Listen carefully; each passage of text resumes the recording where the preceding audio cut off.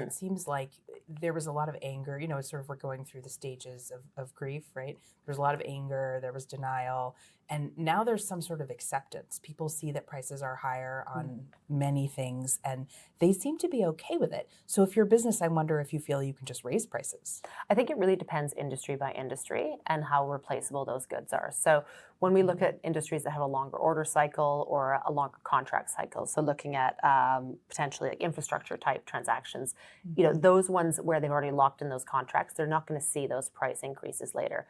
Where there's more consumer demand, the question is at what stage can they accept it? And I think the interesting thing as we look at that is that actually things like sustainability and elements that are important around like where you're producing your goods and what your brand values are will be more important to consumers on that angle. So inflation, has sort of tempered a little bit as we film this today. Yes. But it's also consideration for clients when they're looking at their own suppliers. So if you're a large anchor multinational here in the US, if you need a little bit more financing because of inflation, you can probably go to your bank to do that. If you're a supplier in Asia, the Middle East, Latin America, you might not have that same access. So it's really a story of two halves.